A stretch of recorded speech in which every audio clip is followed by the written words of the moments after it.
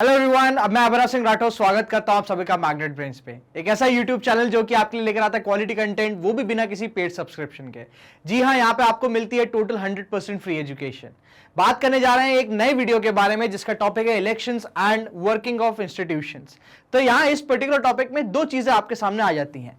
पहला आता है क्या, इलेक्शन। तो इलेक्शंस के बारे में यही वीडियो जो है आपका पार्ट 1 जो है ये इलेक्शंस के बारे में है कि पार्ट 1 आ गया किसके बारे में, इलेक्शंस के बारे में। तो इलेक्शंस कैसे कंडक्ट करे जाएंगे, क्या क्या उसके एलिमेंट्स रहेंगे, उसकी इंडिपेंडेंस के बारे में बात करेंगे और फाइनली बात करेंगे उसकी क्वालिटी के बारे में कि कैसे कह सकते हैं कि एक पर्टिकुलर इलेक्शन का जो है रिजल्ट है वो क्या हो जाता है, एक क्वालिटी रिजल्ट हमारे सामने बनकर आता है। तो इन सब एस्पेक्ट्स पे हम बात करने वाले हैं इस पर्टिकुलर वीडियो में, जो कि पार्ट 1 है आपका किसका, elections and working of institution का। पार्ट 2 में बात करेंगे किस पे, वर्किंग ऑफ इंस्टीट्यूशंस पे। पहले देखेंगे इंस्टीट्यूशंस का मतलब क्या क्या है और हमारे यहाँ पे कौन से ऐसे इंस्टीट्यूशंस है जो कि काम करते हैं, उनकी वर्किंग कैसे होती है। फिलहाल हम बेसिकली यहाँ पे फोकस करने वाले हैं किस पे, इलेक्शंस के बारे में। चलिए without any kind of further wait चालू करते हैं हम इलेक्शंस आज के। चलिए, why do we need election, एक इलेक्शन क्यों जरूरी है, या बेसिकली बेसिस समझो पहले इलेक्शन है क्या। इलेक्शन एक ऐसा मैकेनिज्म डिवाइस करा जाता है जिसके थ्रू क्या करते हैं लोग अपना रिप्रेजेंटेटिव चूज करते हैं और उसको पावर देते हैं कि वो अब डिसीजन मेकिंग अथॉरिटी रहेगा उनके बिहाफ पे। तो इलेक्शन क्या है, एक मैकेनिज्म है रिप्रेजेंटेटिव चूज करने का। जब हम इलेक्शंस की बात करते हैं तो इलेक्शन की जरूरत क्या है कि भाई क्यों हम आपस में डिस्कस करके एक रूल क्यों नहीं बना सकते, एक क्या बोल सकते हैं आप, कॉन्स्टिट्यूशन क्यों नहीं बना सकते, या हम शासन क्यों नहीं कर सकते। अल्टीमेटली ऑब्जेक्टिव, मेन ऑब्जेक्टिव क्या है, डेमोक्रेसी को बना के रखना है ना, यही तो ऑब्जेक्टिव है इलेक्शंस का। बट क्यों हम आपस में मिलकर नहीं कर सकते, तो इसके बहुत सारे रीजन है जिसके हमको इलेक्शन की जरूरत पड़ती है। Election takes place regularly in any democracy, the rule of people is possible without any elections if, ठीक है, if all the people can sit together every day and take all the decision together every day and take all the decisions. तो ये possible नहीं है। एक बहुत ही बड़ी population में, देखो छोटी पॉपुलेशन की कंट्री की अगर मैं बात करूं तो ये एक हद तक पॉसिबल है, ठीक है। टोटल 100% तो पॉसिबल ही उस टाइम पे भी नहीं है, क्योंकि जाहिर सी बात है भाई सब लोग अगर यही गवर्नेंस में लग गए तो बेसिकली जो नेशनल इकोनॉमी है वो किस पे डिपेंड करेगी, लोगों पे तो डिपेंड कर नहीं पाएगी। क्यों? क्योंकि वो गवर्नेंस में लगे हुए हैं। और कंट्री का गवर्नेंस कोई छोटी मोटी जॉब तो है नहीं भाई, 12-15 घंटे की। मोदी जी कितने घंटे काम करते हैं, हमारी जुडिशरी आज तक रात में 3-3 बजे तक काम कर रही है, राइट। तो हमको क्या चाहिए, एक ऐसा मैकेनिज्म चाहिए, एक ऐसा डिवाइस चाहिए जिसके थ्रू हम क्या कर सकते हैं, हमारे रिप्रेजेंटेटिव चूज कर सकते हैं। तो यही इलेक्शंस क्यों जरूरी है, ताकि हम क्या कर सकते हैं, हमारे रिप्रेजेंटेटिव चूज कर सकते हैं और उनको हम एक प्लेटफॉर्म पे बिठा सकते हैं कि हाँ अब वो हमारी तरफ से क्या करेंगे, डिसीजन मेकिंग अथॉरिटी रहेंगे। This is not possible in a large community, nor it is possible for everyone to have the time and knowledge to take decisions on all matters. Therefore in most democracies people rule through their representatives. तो इसको क्या बोला जाता है, representative democracy. एक नया term सामने आता है हमारे सामने एक आजकल के सोसाइटी में, या कह लीजिए आजकल के समय में, कि रिप्रेजेंटेटिव डेमोक्रेसी है मेनी कंट्रीज में। चलिए, mechanism by which people can choose the representatives at regular intervals. देखो यहां पे समझना, ये क्या है, एक मैकेनिज्म है जिससे क्या हो रहा है, चूज रिप्रेजेंटेटिव्स हो रहा है, ठीक है। दूसरा एलिमेंट क्या है, रेगुलर इंटरवल, ठीक है, and change them if they wish to, ठीक है, और उसको चेंज करा जा सकता है। This mechanism is called elections, ठीक है। तो इलेक्शंस के 3 डेफिनेशन की जब हम बात करते हैं, या इसमें कोई एमसीक्यू आ जाता है कि इनमें से कौन, which of the following is very necessary to call elections, तो ये 3 मैकेनिज्म या 3 एलिमेंट्स हमारे सामने आ जाते हैं। क्या? एक तो पहला चूजिंग द रिप्रेजेंटेटिव, दूसरा रेगुलर इंटरवल, और तीसरा अगर नहीं पसंद हो तो उसको चेंज कर सकें। तो इसी मैकेनिज्म को क्या नाम दिया गया है, इलेक्शन नाम दिया गया है, ठीक है। In an election voter takes many choices. क्या क्या चॉइसेस आती हैं देखते हैं। They can choose who will make laws for them, जो पर्टिकुलर पर्सन का इनको मैनिफेस्टो पसंद आता है, जो पर्टिकुलर की इंसान की आइडियोलॉजी मैच कर जाती है, उसको ये वोट देते हैं और उसको चूज करते हैं कि वो अब हमारे लिए लॉ बनाएगा। They can choose who will form the government and take major decisions, जो हमारी रिस्पॉन्सिबिलिटीज होती हैं वहां पे हम क्या कर सकते हैं, एक set of group of people को चूज करके मेजोरिटी बना सकते हैं और उन्हीं को क्या कर सकते हैं, अथॉरिटी दे सकते हैं डिसीजन मेकिंग की। They can choose the party whose policies will guide the government and make law, ठीक है। फ्यूचरिस्टिक गवर्नमेंट जो है, फ्यूचरिस्टिक पॉलिसीज क्या क्या होनी चाहिए, हमारे कंट्री का या हमारे पर्टिकुलर एरिया का फ्यूचर क्या होना चाहिए, उस हिसाब से उस गवर्नमेंट को और या उस पॉलिटिकल पार्टी को चूज करना भी एक काम हो जाता है किसका, इलेक्टर्स का। चलिए, what makes an election democratic. भाई देखो, हमने डेमोक्रेसी की बात करी कि डेमोक्रेसी को बनाए रखने के लिए आजकल की डेमोक्रेसी कैसी हो गई है, एक representative democracy.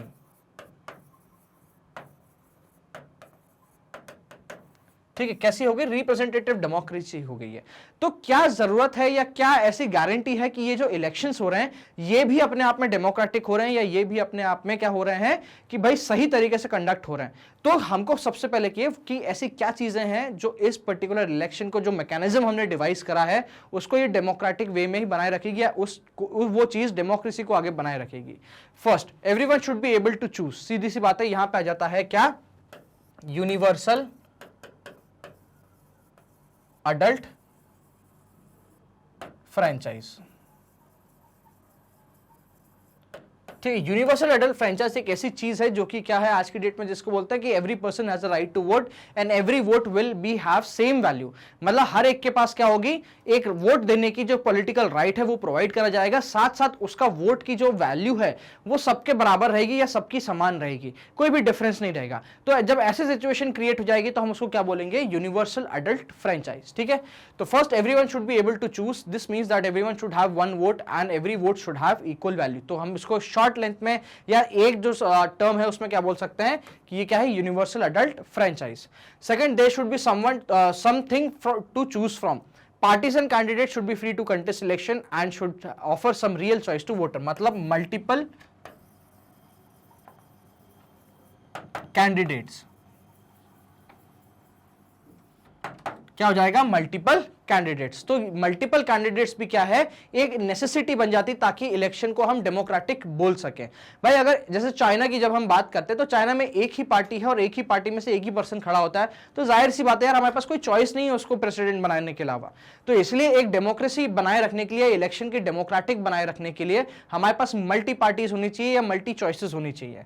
Third, the choice should be offered at regular intervals. Election must be held regularly after every few years। मतलब यहां पे क्या आ जाएगा, इसको बोल सकते हैं रेगुलर इंटरवल्स। ठीक है, इलेक्शंस क्या होना चाहिए, रेगुलर इंटरवल्स पे होनी चाहिए, हर एक के पास चांस होना चाहिए कि वो दोबारा इलेक्ट होकर आए या लूज हो जाए। अगर वो काम नहीं करता तो लूज करेगा, अगर काम अच्छा करता है तो वो दोबारा इलेक्ट होकर आएगा। भाई हमारे जैसे प्राइम मिनिस्टर मोदी साहब है, अच्छा काम करा उन्होंने तो वो दोबारा से इलेक्ट होकर आए हैं और आगे भी अच्छा काम करते रहेंगे, तो दिस इज श्योर कि वो आगे भी इलेक्ट होकर आएंगे। तो सीधी सी कहानी है कि जो मोटिवेशनल पावर है जब ये पॉलिटिशियंस को ड्राइव कर रहा है वो क्या है, लोगों की भलाई करना। Fourth, the candidate preferred by the people should get elected. जी हाँ, ऐसा बिल्कुल भी नहीं है कि भाई साहब जो लोगों ने जिसको इलेक्ट नहीं करा वो रूल कर रहा हो या उसके पास रियल अथॉरिटी नहीं हो। ठीक है, या उसके पास बेसिकली क्या हो रहा है, आपने नॉमिनल अथॉरिटी दे रखी है और क्या बोलते हैं कि भाई हाँ ठीक है हमने तो चूज नहीं करा था बट ठीक है यार कोई बात नहीं चल रहा है। ये चीज नहीं होनी चाहिए। जो इलेक्ट हुआ है पर्सन उसी के पास पावर जानी चाहिए, ये जो रिप्रेजेंटेटिव इलेक्ट हुआ है उसी के पास सब कुछ होना चाहिए। Fifth, election should be conducted in a free and fair manner. ठीक है, फ्री और फेयर मैनर, कोई भी टाइप की माल प्रैक्टिसेस बिल्कुल नहीं होनी चाहिए। सबके पास फ्रीडम होनी चाहिए एक पर्टिकुलर इलेक्शन को कंडक्ट करने की, उसमें वोट करने की, उसमें पार्टिसिपेट करने की, जीतने की और हारने की। ठीक है, where people can choose as they really wish. Some demerits, अब देखते हैं ये बेसिकली क्या है, हम देखते हैं इलेक्शन तो डेमोक्रेटिक बना लिया, तो इस इलेक्शन को डेमोक्रेटिक बनाने में से एक चीज क्या होती है, कंपटीशन आ जाता है, लोगों में होड़ आ जाती है कि भाई अब हम जीतेंगे, अब हम करेंगे। तो इसको जीतने के लिए अलग अलग प्रैक्टिसेस यूज होती है, तो इसको बोला जाता है इलेक्टोरल कंपटीशन। जब दो लोगों के बीच में क्या होता है, एक सीट को लेके कंपटीशन होता है चूज होने का, रिप्रेजेंटेटिव बनने का, उसको इलेक्टोरल कंपटीशन बोला जाता है। तो इस इलेक्टोरल कंपटीशन के फायदे तो हैं, ऑफकोर्स ये बात है कि भाई आपके पास मल्टीपल चॉइसेस आती है, आप जब उन नेताओं से इंटरेक्शन करते हो तो आप उनकी मेंटालिटी, उनकी आइडियोलॉजी समझ पाते हो, उनका मैनिफेस्टो पढ़ते हो तो आपको ये समझ में आता है कि वो किस हिसाब से लॉ बनाना चाहते हैं, ये इस फ्यूचर किस हिसाब से डिसाइड करना चाहते हैं। बट उसके डीमेरिट्स भी काफी होते हैं। It creates a sense of disunity and factionalism in every locality. मतलब सीधी सी बात है, थोड़ा डिवीजन करने की कोशिश करते हैं, जैसे हमारे दलित भाई हो, हमारे ये भाई हो, हमारे वो भाई हो, तो इस टाइप से कहीं ना कहीं वो एक क्या करते हैं, एक डिसयूनिटी क्रिएट करने की क्या करते हैं, कोशिश करी जाती है इलेक्टोरल कॉम्पिटिटर्स द्वारा, ताकि वो उस पर्टिकुलर वोट बैंक को अट्रैक्ट कर सकें। Different political parties and leaders often level allegation against one another. Partisan candidates often use dirty tricks to win the elections. जी हाँ, ये भी बहुत कॉमन हमको देखने को मिल जाता है, एक दूसरे पे दोषारोपण करना, कुछ ऐसी डर्टी पॉलिटिकल ट्रिक्स यूज करना ताकि सामने वाला का इलेक्शन हार जाए, उसका कैंडिडेटसी खत्म हो जाए, उसका नाम वापस आ जाए।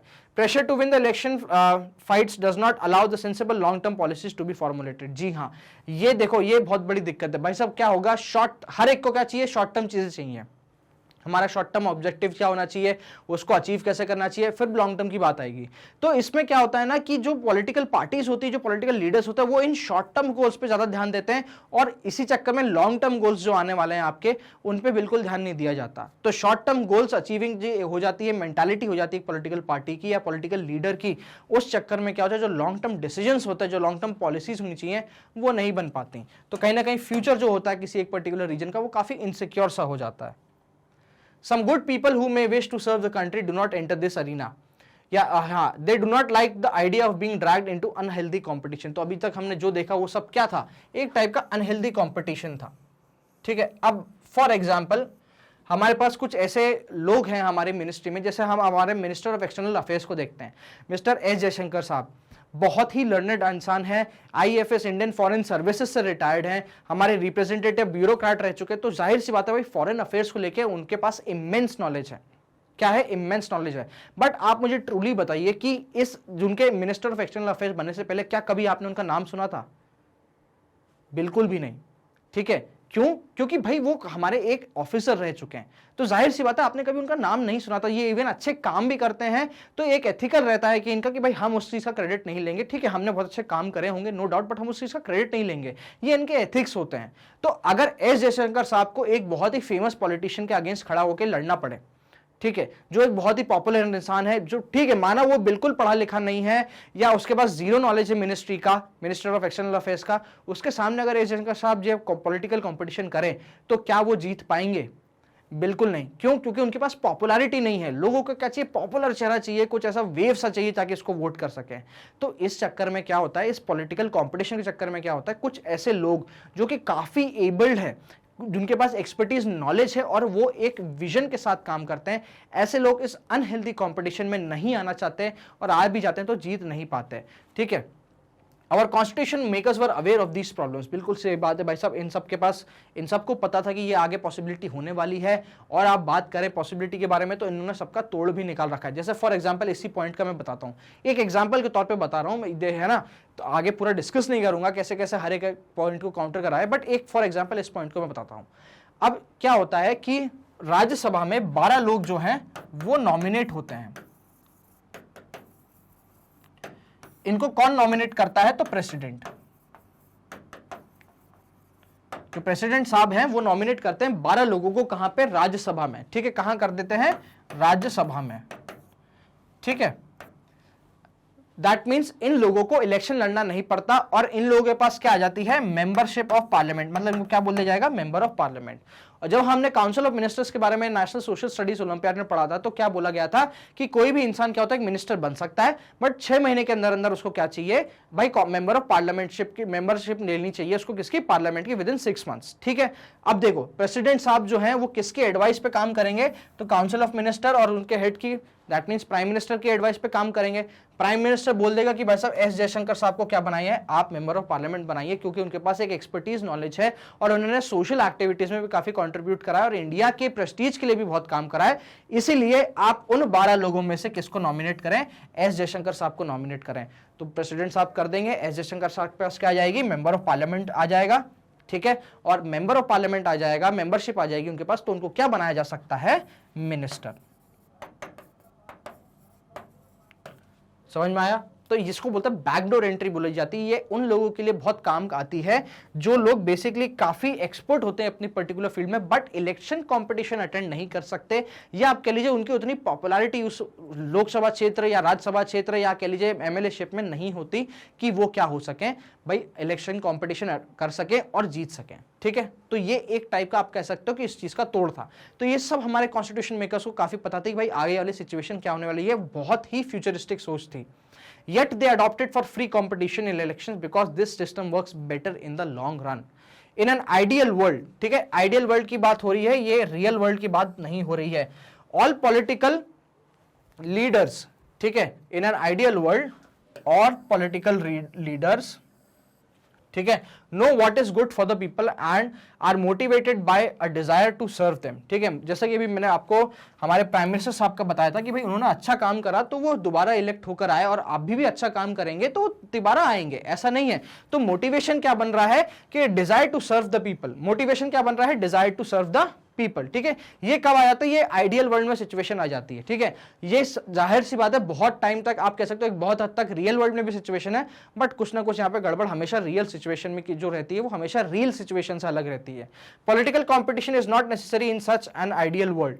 In real life, political leaders all over the world, like all other professionals, are motivated by desire to advance their political careers. जी हाँ, ये भी बहुत एक important factor है कि भाई ज़्यादातर पूरी दुनिया के जो पॉलिटिकल लीडर्स होते हैं वो भी अपना करियर बनाना चाहते हैं। भाई जैसे पहले विधानसभा क्षेत्र आ गया, विधानसभा से भी नीचे की बात करूं तो हो सकता हो भाई एक म्यूनिसिपल कॉर्पोरेशन के इलेक्शन, फिर आपके स्टेट असेंबली के इलेक्शंस, उसके बाद राज्यसभा के इलेक्शन, उसके बाद मेंबर ऑफ पार्लियामेंट के, फिर मिनिस्ट्री के, फिर प्राइम मिनिस्टर्स के। तो ऐसे करके उनका भी एक पॉलिटिकल करियर है जिसको वो बूस्ट करना चाहते हैं। तो इसलिए भी क्या होता है, ये एक और मोटिवेशनल फैक्टर हो जाता है जो कि क्या करता है, इस चीज पे ध्यान नहीं देगा कि डिजायर टू सर्व पीपल, ठीक है। हालांकि ये स्टिल कह सकता हूं कि मैं, ये बहुत बड़ा फैक्टर आ जाता है डिजायर टू सर्व, ठीक है।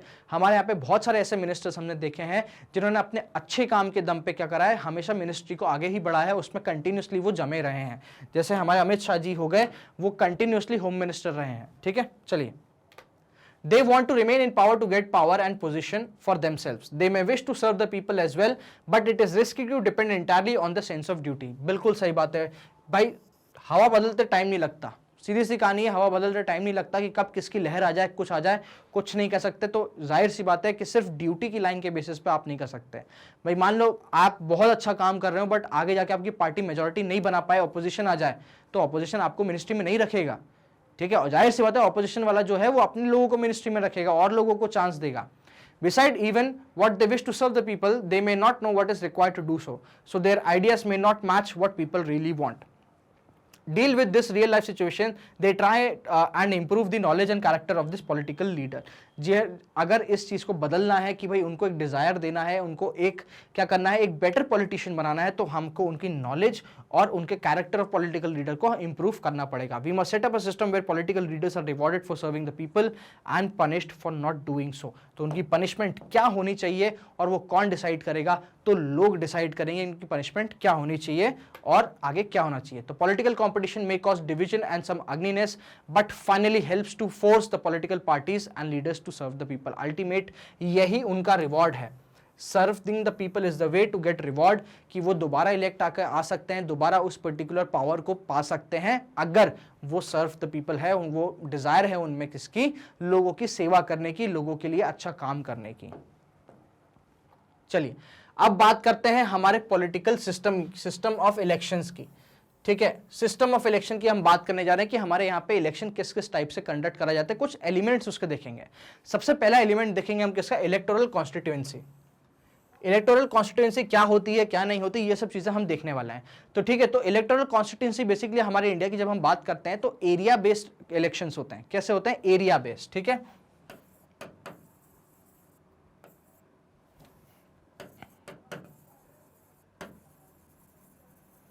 तो ये जो एरिया होता है ना, इसी को बोला जाता है क्या, कॉन्स्टिट्यूएंसी, ठीक है। एक पर्टिकुलर एरिया में जितने भी लोग रह रहे हैं वो क्या करेंगे, अपने में से एक रिप्रेजेंटेटिव चूज करेंगे और उसको एक पर्टिकुलर प्लेटफॉर्म पे बिठाएंगे, उसको पावर देंगे कि आप हमारी तरफ से डिसीजन ले सकते हो, ठीक है। So in our country we follow an area based system of representation. The country is divided into different areas for purpose of election, ठीक है। कंट्री को क्या करा गया है, डिवाइड करा गया है डिफरेंट एरियाज में। ये डिवीजन कौन करता है, तो ये डिवीजन करता है डिलिमिटेशन कमीशन। एक स्पेशल डिलिमिटेशन कमीशन बनाया गया है इंडिया में, जो कि क्या करता है, इन एरियाज को डिवाइड करता है अकॉर्डिंग टू द पॉपुलेशन, ठीक है। तो इसका काम क्या है, हमारी कॉन्स्टिट्यूएंसी बनाना और कॉन्स्टिट्यूएंसी मर्ज करना या नई कॉन्स्टिट्यूएंसी बना देना, या जो भी चीज है बाउंड्री में चेंज हो रहा है या किसमें भी चेंज हो रहा है, वो काम है किसका, डिलिमिटेशन कमीशन का। These areas are called electoral constituency। यही एरिया जो बनाए जाते हैं इलेक्शन के पर्पज से, इनको क्या बोला जाता है, एक electoral constituency. The voters who live in this area elect one representative, कितने, एक ही रिप्रेजेंटेटिव इलेक्ट करेंगे।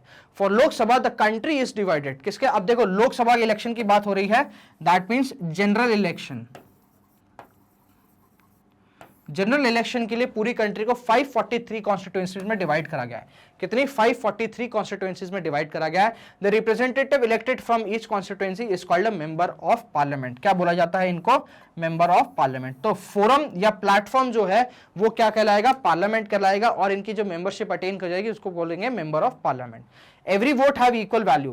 That is why our constitution requires that each constituency, ये ध्यान दीजिएगा, each constituency should have roughly equal population living with it. ठीक है, मान लो एक पर्टिकुलर कॉन्स्टिट्यूएंसी है A, इसमें 10 लाख लोग हैं। हाँ ठीक है, कितने लोग हैं? 10 लाख लोग हैं। तो B में भी जो है ना इक्वल होने चाहिए, तभी तो हम कह पाएंगे कि भाई जो रिप्रेजेंटेटिव बी से है और जो रिप्रेजेंटेटिव ए से है उन दोनों के सामने सेम सिचुएशन है, वो दोनों सेम कंडीशन से आए और वो दोनों सेम पावर होल्ड करते हैं। समझ में आ रहा है? इसलिए हम क्या बोल रहे हैं कि डिलिमिटेशन कमीशन ये क्या करता है, ये इंश्योर करता है कि कॉन्स्टिट्यूएंसीज में रफली या ऑलमोस्ट उनका जो पॉपुलेशन रेशियो है वो हमेशा हर एक कॉन्स्टिट्यूशन का क्या रहे, कॉन्स्टिट्यूएंसी का क्या रहे, इक्वल ही रहे। ठीक है। Similarly each state is divided into specific number of assembly constitution। जब हम स्टेट इलेक्शन की बात करते हैं तो असेंबली कॉन्स्टिट्यूएंसीज में क्या होता है, स्टेट को डिवाइड करा जाता है। In this case the elected representative is called, representative का क्या बोलता है, member of legislative assembly, MLA।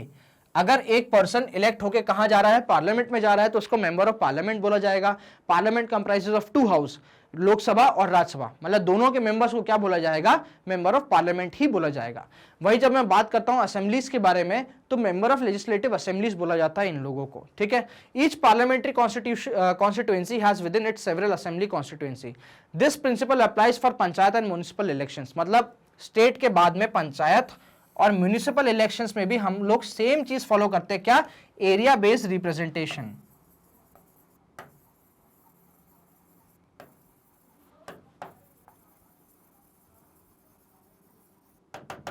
क्या करते हैं, एरिया बेस्ड रिप्रेजेंटेशन हम फॉलो करते हैं।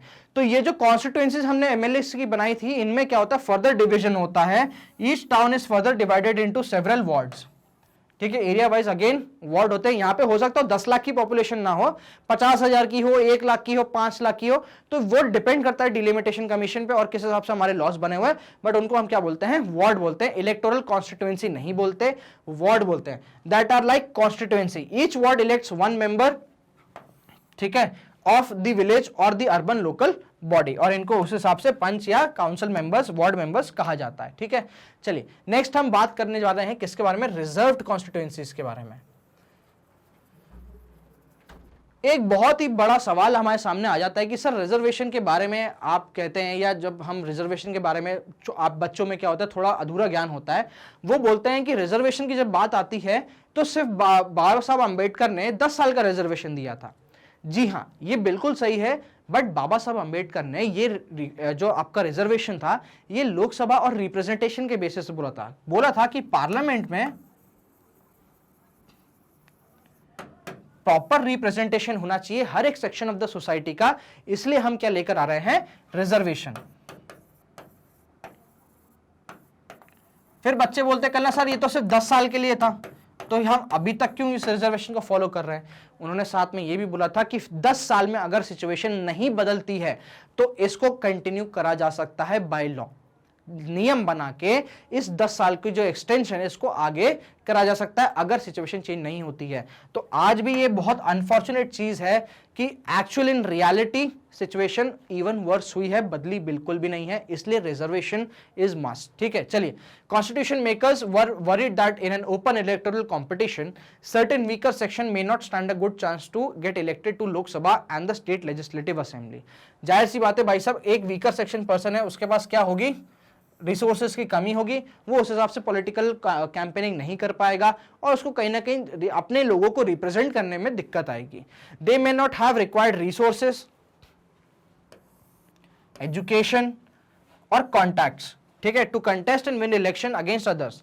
Those who are influential and resourceful may prevent them from winning elections. ये भी बहुत सही है भाई, जो लोग बहुत पावरफुल है, इन्फ्लुएंशियल है, वो लोग इनको इलेक्शन जीतने से भी रोक सकते हैं। कुछ एक मैल प्रैक्टिसेस करके या कुछ गलत हरकत करके, पॉलिटिकल ट्रिक्स करके क्या कर सकते हैं, उनको इलेक्शन जीतने से रोक सकते हैं। तो if that happens that would make our democracy less representative and less democratic. बिल्कुल सही बात है भाई, हर एक तबके का रिप्रेजेंटेशन नहीं होगा तो लेस रिप्रेजेंटेटिव, और अगर हर एक पर्टिकुलर इंसान का रिप्रेजेंटेशन, हर एक पर्टिकुलर सेक्शन ऑफ सोसाइटी का रिप्रेजेंटेशन नहीं हो सकता, तो वो कंट्री ही अपने आप में क्या हो जाती है, लेस डेमोक्रेटिक हो जाती है। चलिए नेक्स्ट देखते हैं, makers thought of a special system of reserve constituency for the weaker section. Some constituency are reserve for people who belong to the scheduled caste and scheduled tribes. जी हां, ये हमारा क्या है, सिस्टम ऑफ रिप्रेजेंटेशन। जब हम बात करते हैं इलेक्शंस के बारे में या जब हम बात करते हैं मेंबर ऑफ पार्लियामेंट के बारे में, तो हमारे पास दो आपके रिजर्वेशन कैटेगरीज आती हैं, एक शेड्यूल कास्ट और एक शेड्यूल ट्राइब। इनका रिजर्वेशन किस हिसाब से होना चाहिए, ये एक बहुत बड़ा टास्क था। तो जितने परसेंटेज ऑफ पॉपुलेशन ये पूरी इंडिया में है, उस हिसाब से ही इनका परसेंटेज ऑफ रिजर्वेशन होना चाहिए। फॉर एग्जाम्पल, अगर एससी की जब हम बात करते हैं, शेड्यूल कास्ट के बारे में बात करते हैं, अगर ये 20% है क्या पॉपुलेशन में, हमारी इंडिया की पॉपुलेशन कितनी, 100%, इसमें से अगर 20% कितने हैं, एससी हैं, तो लोकसभा में भी कितना इनका रिजर्वेशन होना चाहिए, 20% होना चाहिए। सिमिलरली अगर एसटी हैं 17%, 6%, 8% है, तो उस हिसाब से भी उनका परसेंटेज कहां पे आना चाहिए, उसी परसेंटेज के हिसाब से, मैं जिस परसेंटेज में ये पॉपुलेशन में अपना शेयर रख रहे हैं, उसी परसेंटेज के हिसाब से इनका रिजर्वेशन भी रहेगा। तो ऐसी reserve constituency only someone who, हाँ ये भी देखो बहुत इंपॉर्टेंट चीज है, एक पर्टिकुलर सीट है, मान लो ए, तो ये ए क्या है, एक शेड्यूल कास्ट सीट है, ठीक है। तो इस शेड्यूल कास्ट सीट पे सिर्फ एक पर्सन जो कि शेड्यूल कास्ट से बिलोंग कर रहा है वो ही कंटेस्ट कर सकता है। दैट मींस इस पर्टिकुलर सीट पे जनरल कैटेगरी का या अनरिजर्व कैटेगरी का बंदा बिल्कुल नहीं आएगा। वहीं एक ऐसी सीट है बी जो कि क्या है, अनरिजर्व कैटेगरी के लिए है, इस पे कोई भी रिजर्वेशन नहीं है। तो इस सीट पे एक जनरल भी बैठ सकता है, एक एससी पर्सन भी बैठ सकता है और एक एसटी पर्सन भी बैठ सकता है। बट अगर एक पर्टिकुलर सीट अगर रिजर्व्ड है तो उस रिजर्व्ड सीट पे वो ही पर्टिकुलर इंसान या वो ही पर्टिकुलर कैटेगरी का इंसान बैठेगा और कंटेस्ट करेगा। मल्टीपल कंटेस्टेंट्स हो सकते हैं, एक पर्टिकुलर पार्टी से भी हो सकते हैं या मल्टीपल पार्टी से भी मल्टीपल कंटेस्टेंट हो सकते हैं, मल्टीपल कैंडिडेट्स हो सकते हैं, नो डाउट। बट क्या होगा, वो उसी कैटेगरी से, जो शेड्यूल कास्ट या शेड्यूल ट्राइब की कैटेगरी है, वो उसी कैटेगरी से बिलोंग होने चाहिए। In a scheduled caste reserve constituency, only someone who belongs to the scheduled caste can stand for election.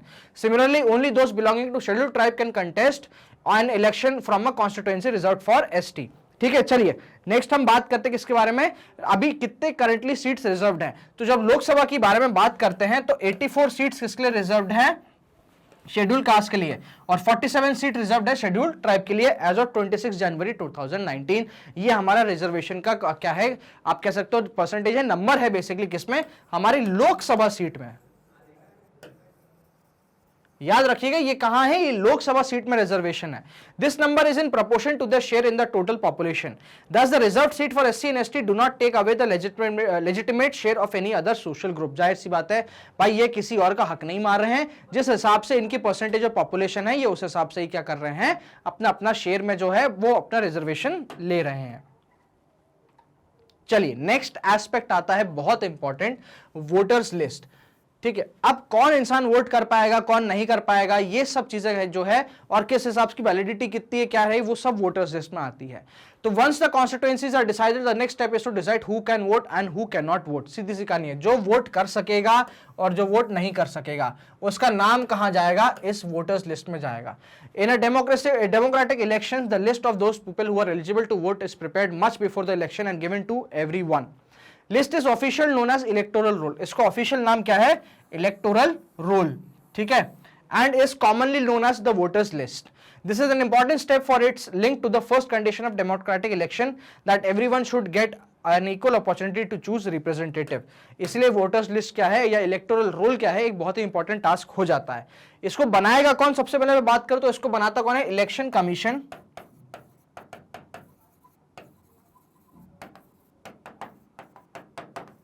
Of India.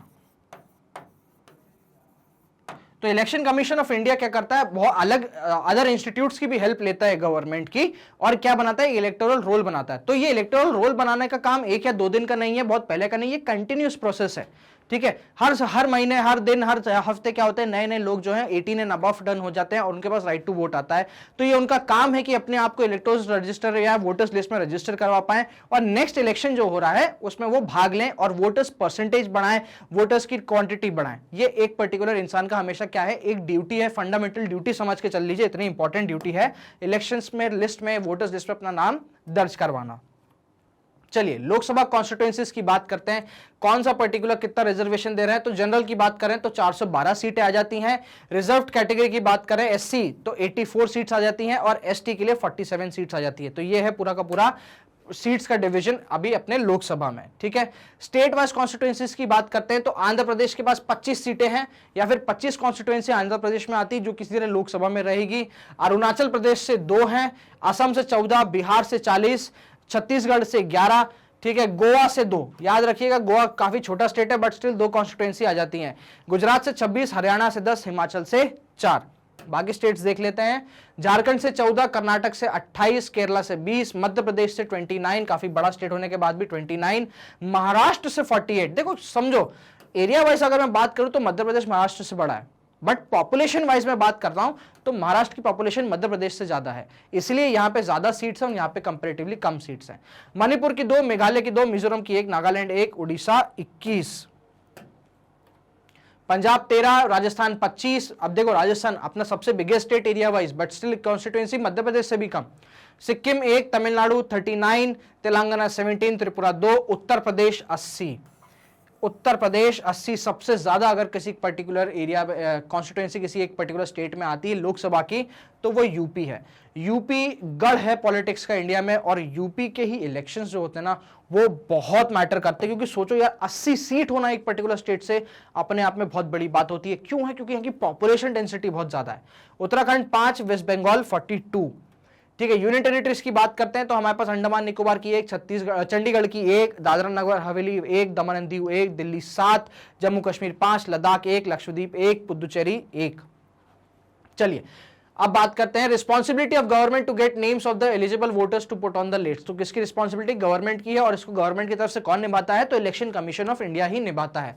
As new percentage voting as names are added to the voter list, names of those who move out of a place और those who are dead are deleted from the electoral roll. ये भी information provide कराना एक particular citizen की जरूरत है। आपके घर में किसी की डेथ हो जाती है तो आप उसका नाम इलेक्टोरल वोटर लिस्ट से हटवाइए, कहीं क्या उसके नाम पे कई बार फर्जी वोट भी डल जाते हैं जो कि हमारे इस डेमोक्रेटिक इलेक्शन को अनडेमोक्रेटिक बनाते हैं, ठीक है। इस पे भूतनाथ 2 बनी हुई है, याद हो तो भूतनाथ 2 मूवी जो है इसी इलेक्शंस पे बनी हुई है, कैसे मैल प्रैक्टिसेस होती हैं, कैसे एक डेमोक्रेटिक इलेक्शन को अनडेमोक्रेटिक बनाया जाता है। In the last few years a new system of election photo identity card EPIC लेकर आया है इलेक्शन कमीशन ऑफ इंडिया, जिसमें क्या होगा आपकी इलेक्शन कार्ड पे आपकी फोटो रहेगी। हालांकि ये अभी मैंडेटरी नहीं है। आज की डेट में अगर आपको वोट डालना हो तो इलेक्शन कार्ड के अलावा, वोटर ID कार्ड के अलावा आप कोई भी गवर्नमेंट ऑथराइज डॉक्यूमेंट भी लेके जा सकते हैं और उसके बेसिस पे भी अपना वोट दे सकते हैं। चलिए नेक्स्ट आता है एलिमेंट नॉमिनेशन ऑफ कैंडिडेट्स। जो पूरी की पूरी फस है वो यहीं आ जाती है, पूरा फसाड़ जो है यहीं आ जाता है कि भाई साहब कौन सा इंसान नॉमिनेट होगा कैंडिडेटशिप के लिए एक कॉन्स्टिट्यूएंसी के लिए। तो in a democratic election people should have a real choice. This happens only when there are almost no restrictions on anyone to contest. तो क्या हो सकता है, कोई भी नॉमिनेशन पत्र भर सकता है, कोई भी नॉमिनेशन भर सकता है इलेक्शंस में खड़े होने के लिए, कोई भी टाइप की रोक नहीं है। हाँ कुछ एलिजिबिलिटी जरूर है, ऐसा नहीं है 2 साल का बच्चा खड़ा हो जाए, ठीक है। तो कुछ एलिजिबिलिटी जरूर है एज वाइज की बात करें जाए तो, बट कोई भी खड़ा हो सकता है। In order to candidate to be a candidate minimum age कितनी होनी चाहिए? 25 ईयर्स। अगेन ये किसकी है? लोकसभा की। राज्यसभा की मिनिमम एज होती है 30 इयर्स, बट राज्यसभा के मेंबर्स जो होते हैं वो इनडायरेक्टली इलेक्ट होते हैं इन MLA शिप में से, ठीक है। चलिए तो in order to be a candidate the minimum age is 25 years. Political parties nominate their candidates who get the party symbol and support. Party nomination is often known as party ticket. जो party, एक political party अगर अपने यहाँ पे से nomination देती है कि भाई हमारी पार्टी से ये इंसान खड़ा होता है, तो उसको जनरली किस नाम से बुला जाता है? पार्टी टिकट के नाम से। तो जो टिकट आप बोलते हो ना, कल यार हमको सीतापुर का टिकट चाहिए, हमको मिर्जापुर का टिकट चाहिए, हमको इलाहाबाद का टिकट चाहिए, तो टिकट क्या है? ये कोई बेसिकली पर्ची नहीं कट रही है, ये क्या है? एक पार्टी की तरफ से नॉमिनेशनशिप चाहिए कि हाँ हम इस पार्टी को रिप्रेजेंट करेंगे कहां पे? इस पर्टिकुलर कॉन्स्टिट्यूएंसी में, तो उसको बोलते हैं क्या? टिकट। चलिए, every contestant contest an election has to fill a nomination form. क्या फिल करना पड़ेगा? Nomination form. And give some money as security deposit, जमानत देनी पड़ती है, सिक्योरिटी डिपॉजिट देनी पड़ती है कि भाई साहब इलेक्शन कंडक्ट कराने का, हाँ ठीक है, कोई एक सिक्योरिटी डिपॉजिट हम देंगे। Recently a new system of declaration has been introduced on the direction of supreme court. एक आज की डेट में क्या होना चाहिए? एक डिक्लेरेशन भी मांगती है क्या इलेक्शन कमीशन? किसके डायरेक्शन पे बोला गया है? ये सुप्रीम कोर्ट पे। तो इस डिक्लेरेशन में बेसिकली है क्या क्या, ये देखते हैं। Every candidate has to make a legal declaration giving full details of serious crimes case pending against the candidate. अगर कोई ऐसा क्रिमिनल मैटर आ रहा है या बहुत ही हीनियस क्राइम या सीरियस क्राइम है तो उसकी डिटेल देनी पड़ी होगी। Details of asset and liability of the candidate and his और हर फैमिली, पूरी की पूरी आपको संपत्ति बताना पड़ेगी, आपकी संपत्ति कितनी है कितनी नहीं है।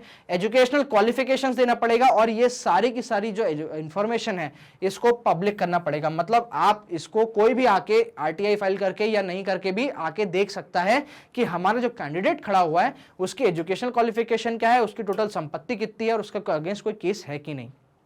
This provides an opportunity to the voters to make the decision on the basis of information provided by the candidate। कि भाई इसमें कुछ हद तक 10-20% तो इंसान अंदाजा लगा सकता है कि इंसान पढ़ा लिखा है, हमारा फ्यूचर दिखा सकता है, या कि इंसान कैसा है कैसा नहीं है। खैर, इलेक्शन कैंपेन, अब बात आती है किसकी? टिकट मिल गया, अब क्या करना है? कैंपेनिंग करनी है। जीतना है तो प्रचार करना पड़ेगा, अपने आप को दिखाना पड़ेगा। दुनिया किसकी है? मार्केटिंग की दुनिया है, सेलिंग की दुनिया, अपने आप को बेच के दिखाना पड़ेगा। The main purpose of election is to give a people a chance to choose a representative the government policies they prefer. Therefore, it is necessary to have a free and fair open discussion. Open discussion about who is a better representative, which party will make a better government, or what is a good policy.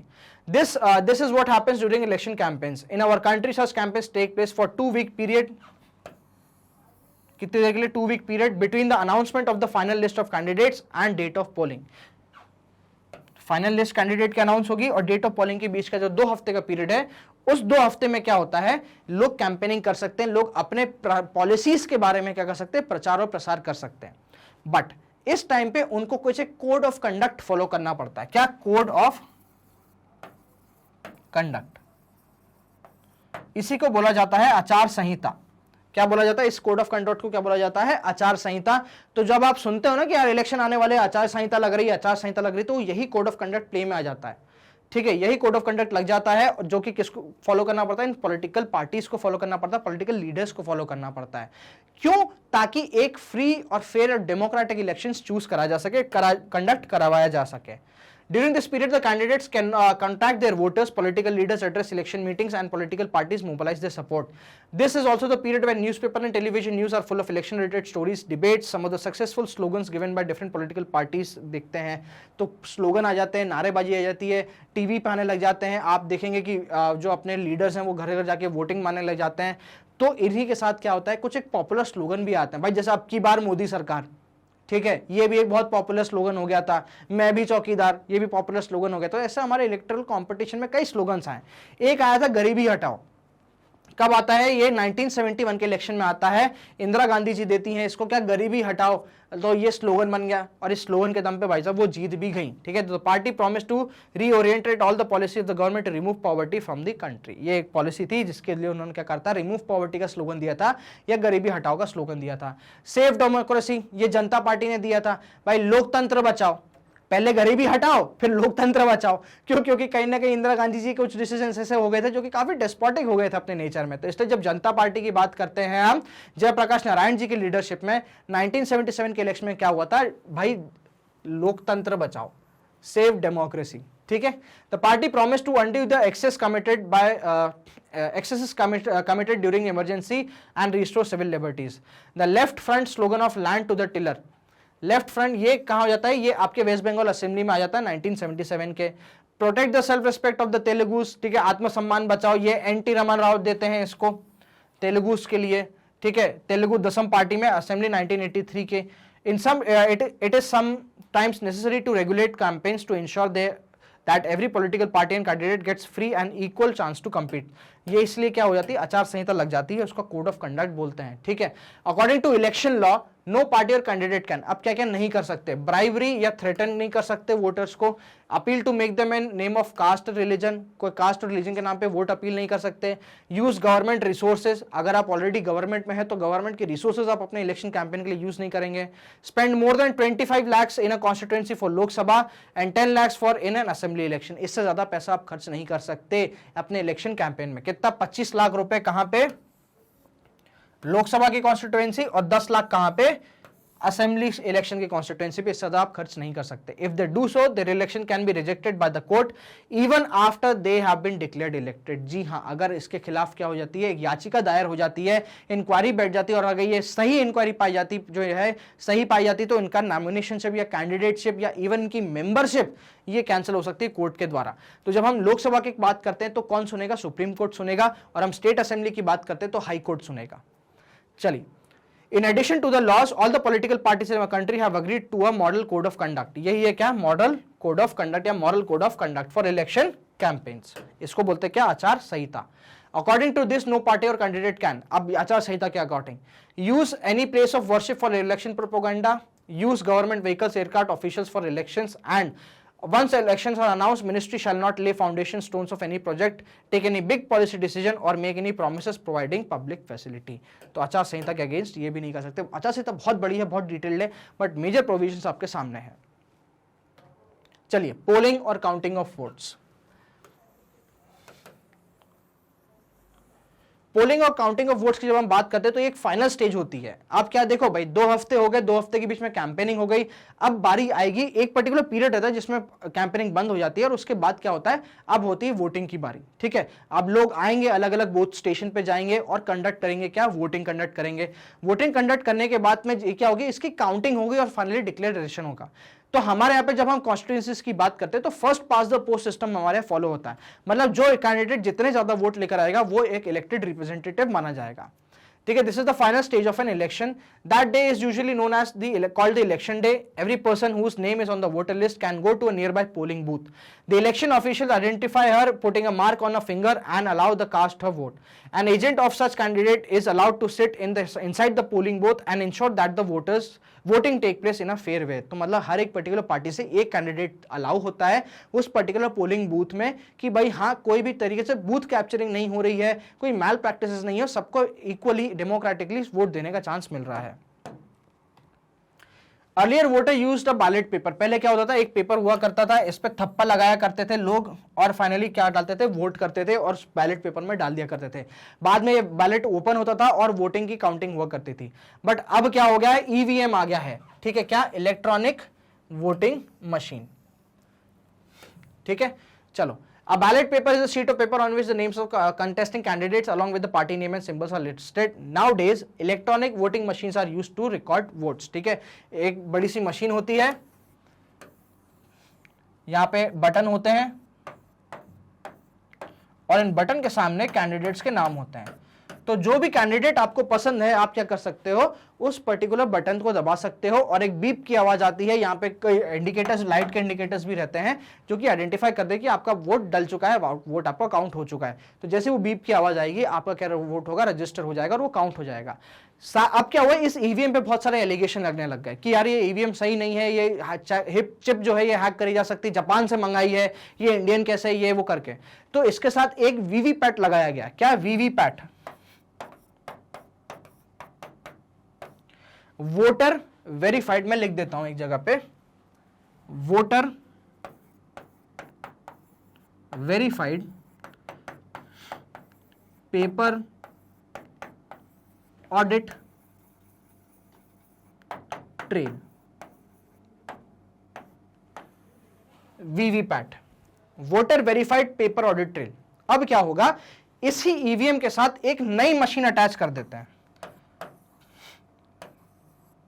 ठीक है, एक नई machine attach कर दी जिसको cover set कर दिया, आप इस मशीन पे कोई भी छेड़खानी नहीं कर सकते, आप इस मशीन को टच नहीं कर सकते, बट आप इस मशीन को देख सकते हो। ठीक है, क्या होगा, जैसे मान लीजिए यहां पे बीजेपी का साइन है, यहां पे आपका साइन है, यहां पे कांग्रेस का है, तो मैंने मान लीजिए बीजेपी के बटन पे टिक करा, ठीक है, या फिर मैंने बीजेपी का बटन दबाया। ठीक है, ये याद रखिएगा, ये फिलहाल के लिए सिर्फ लोकसभा इलेक्शन में यूज हो रहा है वीवीपैट। ठीक है, जनरल इलेक्शंस पे डिपेंड कर रहा है स्टेट टू स्टेट कि वो यूज कर रहा है कि नहीं, बट हाँ जनरल इलेक्शंस की मैं बात करता हूँ लोकसभा की, तो यूज हो रहा है। तो जैसे मैंने इस बीजेपी के उस पर बटन पे मैं टिक करूंगा या उस बटन को प्रेस करूंगा, तो क्या होगा, इस पर्टिकुलर मशीन में से लाइट जलेगी और एक पेपर की पर्ची बाहर आएगी जिसपे उस पर्टिकुलर इंसान का नाम लिखा होगा जिसको आपने वोट करा है और उसकी पार्टी का सिंबल बना होगा। ठीक है, जैसा नहीं होता हम एटीएम में जाते हैं कैश निकालते तो स्लिप आती है, सिमिलरली जैसे ही आप ये बटन दबाएंगे यहां पे स्लिप निकल आएगी जिसको आप देख सकते हो। ऑटोमेटिकली ये 5 या 4 सेकंड बाद वो बत्ती बंद होगी और वो पर्ची अपने आप कट के एक पर्टिकुलर बॉक्स में जमा हो जाएगी। तो ये इसको एक रीवेरीफाई करने का कि एक तरीका बनाया गया है वीवीपैट क्या, कि भाई अगर मान लो ईवीएम हैक हो गई तो एटलीस्ट पेपर ऑडिट ट्रेल जो है उससे दोबारा मैच करा जा सकता है। तो आप कह सकते हो ये एक टाइप से बैलेट पेपर तो नहीं है, बट हाँ एक पेपर ऑडिट ट्रेल आ गई जिससे आप कह सकते हो ईवीएम का रिजल्ट और वीवीपैट का रिजल्ट मैच कर सकते हो, टैली कर सकते हो। Voter has to do is to press the button against the name of the candidate. Once the polling is over, all the EVMs are sealed and taken to a secure place. After few days, on a fixed date, all EVMs from a constituency are opened and the votes secured by each candidates are counted. The candidates who secure the highest number of votes from a constituency is declared elected. So first past the post system. Counting of votes in और constituency take place at the same time on the same day. जी हाँ, ये बहुत ही जरूरी है किसी एक particular election की डेमोक्रेसी बना के रखने के लिए कि क्या हो भाई ऑल चेंजेस जो है या मान लीजिए कैप्चरिंग हो गई, कुछ एक वायलेंस हो गया, तो ऐसा नहीं हो, तो सब क्या होते हैं एक पर्टिकुलर एक ही दिन पे सब वोटिंग काउंट होती है। अनफेयर प्रैक्टिसेस इन इलेक्शंस देखते हैं तो most of these reports are about the following: inclusion of false name and exclusion of genuine names in the voter list. जैसे कि मैंने आपको बताया कि अगर आप कहीं से मूव हो रहे हैं तो आप उस जगह की वोटर लिस्ट में अपना नाम लिखवाइए। अगर आपके परिवार में किसी की डेथ हो रही तो उसका नाम वोटर लिस्ट से कटवाइए। Misuse of government facilities in officials by the ruling party, excessive use of money by rich candidates and big parties, intimidating of voter and rigging of polling day. ये कुछ ऐसी प्रैक्टिसेस जो हैं ये election के time पे होती हैं, और अगर कोई एक पर्टिकुलर कैंडिडेट इन प्रैक्टिसेस में कुछ करवाता पकड़ा जाता है या बाद में जाके ये प्रूव हो जाता है कि वो इन प्रैक्टिसेस के थ्रू क्या है इलेक्शन जीता है, तो उसकी कैंडिडेटशिप क्या हो सकती है, कैंसिल हो सकती है, उसका नॉमिनेशन कैंसिल हो सकता है, या इवन जब वो इलेक्ट हो जाता है तो उसकी मेंबरशिप भी कैंसिल हो सकती है। जनरल इलेक्शंस की बात करूं मेंबर ऑफ पार्लियामेंट की, तो कौन कैंसिल करेगा, सुप्रीम कोर्ट कैंसिल करेगा। मैं एमएलएस की बात करूं, मेंबर ऑफ लेजिस्लेटिव असेंबलीज की बात करूं, तो कौन देखेगा इसको, हाई कोर्ट देखेगा। चलिए अब देखते हैं what makes an election in India democratic. ऐसा क्या हो रहा है डेमोक्रेटिक बना रहा है, तो सबसे पहला है इंडिपेंडेंट इलेक्शन कमीशन। अगर आपको एक पर्टिकुलर इलेक्शन डेमोक्रेटिकली कंडक्ट कराना है तो आपके पास एक ऐसी पर्टिकुलर बॉडी होनी चाहिए जो कि अपने आप में इंडिपेंडेंट और डिसीजन लेने की और पावर्स उसके पास होनी चाहिए। तो इसलिए हमारे यहाँ पे एक ऐसी इंस्टीट्यूशन बनाया गया है, क्या, इलेक्शन कमीशन ऑफ इंडिया। इसको पावर कौन देता है, तो हमारा कॉन्स्टिट्यूशन देता है। ये प्रॉपर्ली कॉन्स्टिट्यूशन में मेंशन्ड है, इसके प्रॉपर आर्टिकल से प्रॉपर पार्ट है। In our country, elections are conducted by an independent and a very powerful election commission. It enjoys the same kind of independence that judiciary enjoys. मतलब सीधी सी बात करें, judiciary अपने आप में बहुत पावरफुल है, सिमिलरली ये इलेक्शन कमीशन भी उतना ही पावरफुल है। The election commission, the chief election commissioner is appointed by the president. Once appointed, the CEC is answerable to the president, not the government. ठीक है, it's not answerable to the president or the government. It is virtually impossible for it to remove the CEC. मतलब almost बहुत ही ज्यादा difficult impeachment process लग जाता है जिससे president का होता है। चलिए पावर्स की बात करते हैं तो election commission takes decision on every aspect of conduct and control of the elections from announcement of election to the declaration of result. शुरुआत से लेके पूरा एंड तक का कंट्रोल किसके पास रहता है, तो हमारे इलेक्शन कमीशन के पास ही रहता है। It implements the code of conduct and punishes any candidate और पार्टी दैट वायलेट्स इट। सीधी सी बात है, अगर आपने आचार संहिता का कंडक्ट जो है ये इसको तोड़ा है, इसके नियम को तोड़ा है, तो आपकी कैंडिडेटशिप रद्द।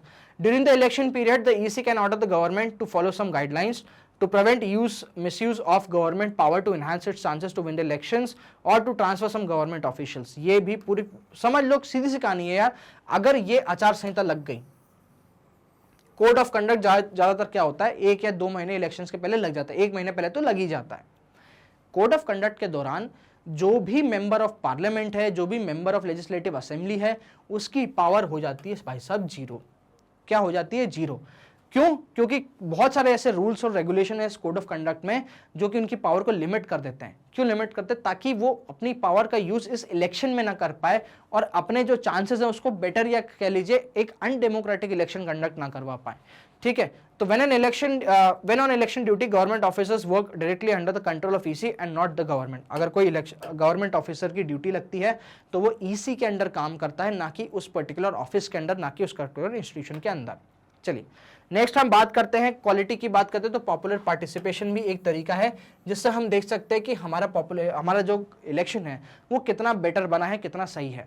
Another way to check the quality of election process is to see what people participate in it with enthusiasm. If the election process is not free or fair, people will not continue to participate in this exercise। जाहिर सी बात है भाई, election अगर rigged है, सही नहीं है, कैंडिडेट प्रॉपर नहीं है, तो धीरे धीरे धीरे धीरे वोटिंग परसेंटेज रिड्यूस होता जाएगा। क्या होता जाएगा? रिड्यूस होता जाएगा। क्या? आपका वोटिंग परसेंटेज। चलिए पढ़ते हैं क्या लिखा है। तो peoples participation in election is usually measured by voter turnout figure. क्या मेजर होता है? वोटर टर्नआउट फिगर की टोटल। फॉर एग्जांपल अगर मान लीजिए 100% वोटर्स लिस्ट में लोग हैं, जो जितने भी लोग उनको 100% माना जाए, तो कितने लोग एक्चुअली क्या हो रहे हैं, वोट देने के लिए आ रहे हैं। तो वोट आउट टर्नआउट फिगर कितना है? तो जितना ये फिगर ज्यादा होगा उतना हमको ये समझ में आएगा कि जो इलेक्शन हो रहे हैं वो डेमोक्रेटिकली हो रहे हैं और लोग उसमें एंथुसियास्टिकली पार्ट ले रहे हैं। The turnout indicates the percentage of eligible voters who actually cast their vote. Over the last 50 years in India the turnout has either been remained stable or actually gone up। ठीक है, तो ये stable होना भी अपने आप में क्या है, एक पॉजिटिव ट्रेट है कि एटलीस्ट अब नेगेटिवली तो नहीं बढ़ रहे और धीरे धीरे जो इलेक्शंस हमारे यहाँ होते जा रहे हैं, जितने भी इलेक्शंस आते जा रहे हैं, ये एटलीस्ट डेमोक्रेटिक हो रहे हैं। In India, the poor, illiterate and underprivileged people vote in larger proportion as compared to the rich and privileged section. This is in contrast to the Western democracies. Western democracies में क्या होता है, जो rich और privileged होता है ना, ये ज्यादा वोट करता है comparative to low, poor, illiterate और unprivileged। तो हमारे यहाँ पे जब ये रिवर्स सिचुएशन हो रही है तो हमको ये समझ में आ रहा है कि भाई साहब जी हाँ, जो एक छोटे से छोटे तबका के इंसान जो है, वो पुअर इलिटरेट पर्सन है, वो भी अपने वोट का महत्व समझ रहा है और वो भी क्या कर रहा है, अपने वोटिंग देने आ रहा है। तो ये भी एक पॉजिटिव ट्रेट आ जाता है हमारे किसमें, इलेक्शंस के बारे में। Common people attach feeling that through elections they can bring pressure on political parties to adopt policies and program favorable to them. They also feel that their vote matters in a way that things are run in a country। जी हाँ, हमको ये विश्वास है कि जो हमारा vote है वो बहुत कीमती है। हमारे एक वोट की वजह से क्या हो सकता है, पॉलिसीज चेंज हो सकती हैं, हमारा फ्यूचर डिसाइड हो सकता है। और यही विश्वास जो है हमको बना के रखना है थ्रू इलेक्शंस, और इलेक्शन कमीशन भी इसके लिए बहुत काम करता है और हमारे जो पॉलिटिकल लीडर्स हैं वो भी इस चीज के लिए काफी काम करते हैं। The interest of voters in election related activities has been increasing over the years. चलिए, एक्सेप्टेंस ऑफ इलेक्शन आउटकम ये भी डिसाइड करता है कि हमारे यहाँ पे इलेक्शंस की क्वालिटी कैसी हुई है। If the elections are not free and fair, the outcome always favours the powerful. जाहिर सी बात है, the outcomes of India's election speaks for itself. The ruling party routinely lose election in India both at national and central level। Rajasthan for example अब एक ऐसा state है, विचित्र सा स्टेट है, जहां पे हम हमेशा एक बार देखते हैं कि एक बार कांग्रेस की सरकार बनती है, फिर एक बार बीजेपी की सरकार बनती है, फिर कांग्रेस, फिर बीजेपी। तो यहाँ पे क्या हो रहा है, उस पर्सन के हिसाब से या उस पर्सन के लिए रेगुलर इंटरवल्स में उसको लूज करा जा रहा है, उसको जिताया जा रहा है, लूज हो रही है, जीत रही है। तो इक्वल चांस बना हुआ है हर किसी के पास। अगर वो इस बार जीत गया तो that is very much possible कि वो अगली बार हार जाए। In the US, an incumbent or sitting elected representative rarely loses an election. In India, about half of the sitting MPs or MLAs lose elections. तो ये भी क्या है, इक्वल चांस देता है हर एक पर्सन को। Candidates who are known to have spent a lot of money on buying votes and those who with known criminal connections often lose elections। बोल तो देते हैं मुंह पे कि भाई साहब हाँ हाँ हम आपको वोट करेंगे, बट इन रियलिटी वहां पे वोटिंग बूथ में जहां आप वोट कास्ट कर रहे हो वहां पे कोई पर्सन नहीं है वो आपको देखने के लिए कि आपने इसको वोट किया है कि नहीं किया। ठीक है, barring few disputed elections, electoral outcomes are usually accepted by as people's verdict by the defendant party. People's verdict है, लोगों ने दिया है तो उसको एक्सेप्ट करना ही पड़ेगा। Peaceful power, transfer of power जो है ये भी काफी इंपॉर्टेंट फैक्टर पड़ जाता है एक किसी पर्टिकुलर इलेक्शंस के डेमोक्रेटिक होने में। चलिए रिकॉग्नाइज्ड नेशनल पार्टीज के बारे में बात करते हैं तो हमारे यहाँ पे कितनी रिकॉग्नाइज्ड नेशनल पार्टीज है, तो हमारे यहाँ पे 8 टोटल नेशनल लेवल पे रिकॉग्नाइज्ड पार्टीज हैं। कौन कौन सी है? ऑल इंडिया तृणमूल कांग्रेस, जिसका पार्टी फ्लैग आपके सामने है और इलेक्शन सिंबल भी आपके सामने है। फिर आती बहुजन समाज पार्टी, हाथी का निशान, हाथी पे देंगे। चलिए भारतीय जनता पार्टी, बहुत पॉपुलर पार्टी है आज की डेट में, कमल का साइन है इसका।